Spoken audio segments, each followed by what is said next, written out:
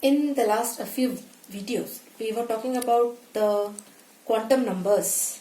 That quantum numbers are giving special information, more information about the position of electron.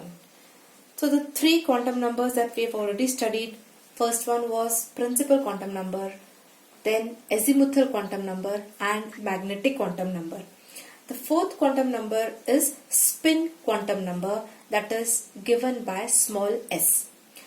This quantum number gives information about the spinning of electron. See, electron न्यूक्लियसच्या भोवती सुद्धा फिरतोय आणि स्वतः भोवती सुद्धा फिरतोय. तर जेव्हा इलेक्ट्रॉन स्वतः भोवती फिरतोय, that movement of electron is called as spinning. मग this spinning can take place in clockwise direction or it can take place in anti-clockwise direction. So depending on the direction of the spinning, spin quantum number can have only two values, that is either plus or minus half. जर ही value plus half असेल, एखाद्या electron साठी जेव्हा आपण म्हटलं की S ची value it is plus half, if the S value is plus half, that indicates that the electron is moving in clockwise direction. Electron हा क्लॉकवाइज डायरेक्शन मध्ये मूव्ह होतोय अँड सपोज त्या इलेक्ट्रॉनसाठी, एक पर्टिक्युलर इलेक्ट्रॉनसाठी एस ची value ही minus half आहे. Half तर असेलच, व्हॅल्यू ही फिक्स्ड आहे half, but only plus half or minus half. If that value is minus half, it indicates that the electron is moving in anti-clockwise direction. So clockwise direction मध्ये electron असेल तर you show it with the help of upward spin. आपण असं दाखवतो arrow, upward arrow. Upward arrow काय indicate करतो की इलेक्ट्रॉनची व्हॅल्यू ही प्लस हाफ आहे, म्हणजे it has got the value of it is moving in clockwise direction. But if it has the value minus half, it is in anti-clockwise direction and it will be shown with the downward arrow. म्हणजे हा anti-clockwise झाला. So upward and downward movement. मग हे दोन electron दाखवले मी, एक upward movementचा आणि एक downward movementचा. So आता आपल्याला सपोज चारही क्वांटम नंबरची इन्फॉर्मेशन मिळाली आहे. मग याच्यामध्ये आपल्याला एखाद्या क्वांटम नंबरची व्हॅल्यू दिलेली असेल तर you should be able to identify that the quantum number that the electron is lying in which subshell or orbital, हे आपल्याला इन्फॉर्मेशन कळायला पाहिजे. For example, come to this particular values that I have taken. एक particular इलेक्ट्रॉनसाठी the value of N is 3 and the value of L is 2. So you have to identify that the electron is present in which subshell. Now as n is 3, n is principal quantum number and it is giving us the information about main shell. मग त्याचा तो shell तर third असेल, 1 2 3 4 हे shells आहेत, main shell. So it is lying in third shell 3. मग 3s आहे, 3p, 3d आहे. हे सांगण्यासाठी आपल्याला l ची व्हॅल्यू दिलेली आहे. So it is given that L value is 2. When N is 3 and L is 2, आपल्याला आयडेंटिफाय करायचंय की हा इलेक्ट्रॉन कुठल्या सबशेल मध्ये आहे. Now when N is equal to 3, L can take 3 values. आपल्याला माहितीये की आपण L कसं फाइंड करतो. L can take the values from 0 to N minus 1. N is 3, म्हणजे possible values of L are 0, 1 and 2. मग 0 व्हॅल्यू आहे तर इट इज एस सबशेल, 1 आहे तर it is P and if it is D subshell the value is 2. मग आपल्याला L ची value 2 दिली आहे, म्हणजे it is nothing but D subshell. So D subshell आहे, we can say that the electron is present in 3D subshell. 3D subshell मध्ये electron आहे. This can be easily found out. Now similarly suppose एक problem आहे आणि त्याच्यामध्ये suppose n ची value is given as 4. n value is given as 4 and l value is given as 1. You have to identify that this particular quantum numbers are applicable for which electron. Electron हा कुठल्या subshell मध्ये असेल. n value tells me principal quantum number हा 4 आहे, 4th shell आहे. And subshell कुठला असेल तर 4 शेलला 4 सबशेल्स आहेत, 4s, 4p, 4d and 4f. मग L ची व्हॅल्यूज काय काय असतील. 4 n is 4. So L can take the values here from 0, 1, 2 and 3.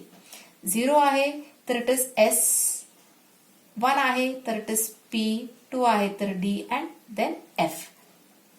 L value 1 आहे म्हणजे it is P. It is P subshell.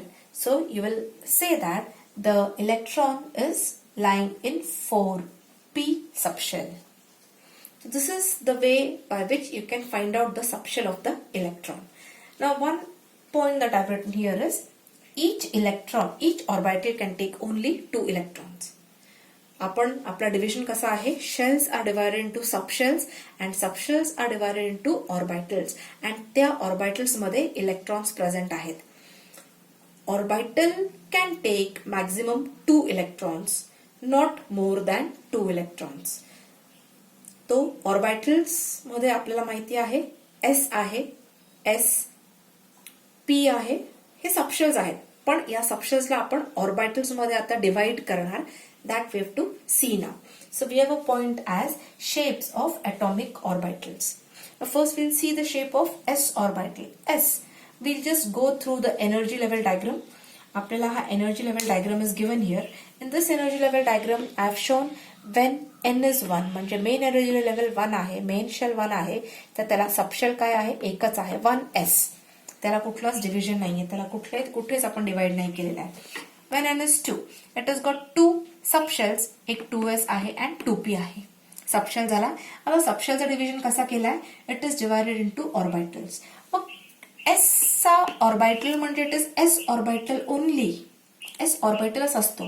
पण p सबशेलला there are 3 orbitals, px, py and pz. Similarly for n is equal to 3, we have got 3s, 3p and 3d. S subshell म्हणजेच orbital आहे, त्याला division नाहीये. पण 3p ला division आहे orbital मध्ये as px, py and pz and d ला परत 5 ऑर्बिटल्स मध्ये क्लासिफिकेशन आहे. So first will see the shape of S orbital. S orbital has got spherical shape. Spherical. आता स्फेरिकल म्हणजे काय, सर्कल आणि स्फिअर मध्ये डिफरन्स आहे. Circle is on the board and sphere is what I am showing here. This is a sphere. This is a circle here that I have shown and this is a sphere. दोघांमध्ये काय difference आहे, circle is just a 2-dimensional figure but sphere is a 3-dimensional figure. This becomes the shape of S orbital. मग मी हा ball म्हणजे हा sphere suppose मी cut केला. If I cut the sphere, मला सेंटरमध्ये काय दिसेल, न्यूक्लियस अँड त्याच्या बाहेर हा काय आहे, दिस इज S ऑर्बिटल. हा it is like this S orbital. आणि the closest orbital to the nucleus is 1s. So energy level diagram मध्ये आपल्याला 1s दिसतोय. मी सांगितलं आपण S हा सबशेल आहे आणि हाच ऑर्बिटल आहे. सबशेलला S ला आपण डिवाइड करत नाही. 1s म्हणजे तो सबशेल पण आहे आणि ऑर्बिटल सुद्धा आहे तो. So this is the S orbital that has got a spherical shape. Now here I have shown some dotted part.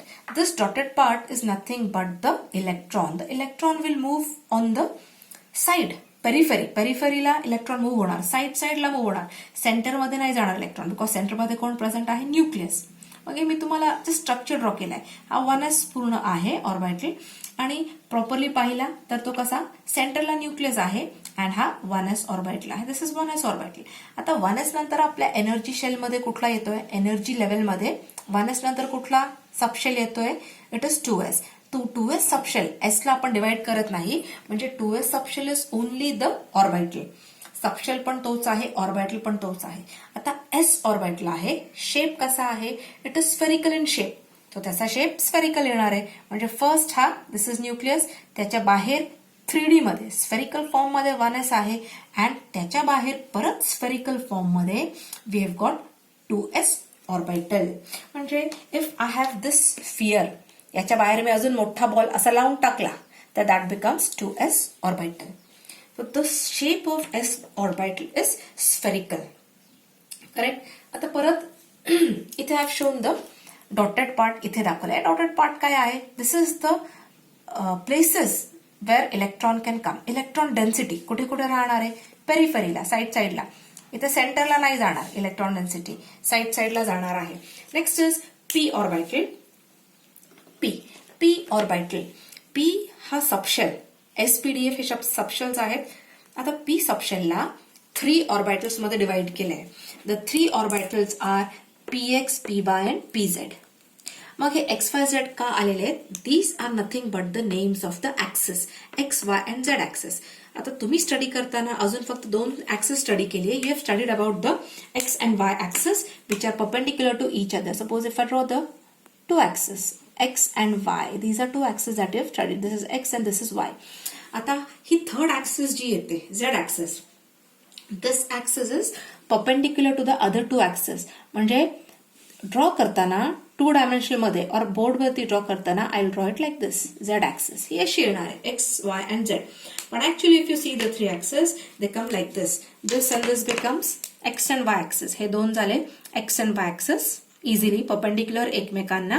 But the third axis Z axis it comes like this. म्हणजे it is coming out of the प्लेनच्या बाहेर आहे. It is like this. पण बोर्डवरती I can not draw or in the notebook you can not draw like this. Hence we are taking that Z axis like this. But actually it is in front of you which is shown in 3 dimensional. Because हे तिन्ही axis एकमेकांना perpendicular आहेत. XY एकमेकाला perpendicular आहे, XZ perpendicular आहे and YZ एकमेकाला perpendicular आहे. So this is the way in which the 3 axis are present. मग how is the shape of P orbital? It has got dumbbell shape. आता हा dumbbell shape is a shape in which at the centre there is a point. सेंटरला point आहे and from the centre there are 2 lobes coming. These are called as lobes. काय word आहे? Lobes. Lobes are coming here out. And electron density कुठे राहणार आहे? Electron density is here. Electron density remains here. इथं न्यूक्लियसचा part आहे, इथे न्यूक्लियसचा, and electron density इकडे आहे. So how will be the shape of PX? PX orbital will be shown like this. PY orbital असा दिसेल अँड PZ ऑर्बिटल असा दिसेल. शेप P ऑर्बिटलचा डंबल आहे, फक्त 3 ऍक्सिस वरती वेगवेगळा थांबणार. मग मला सपोज पी ऑर्बिटल एकत्र दाखवायचं आहे X, Y आणि Z ऍक्सिस वरती. ते कसे येणार? This is origin. मग हिअर दिस बिकम्स PX. हा PX झाला. This becomes PY. Of course lobes equal यायला पाहिजे. And this becomes PZ. हा PZ.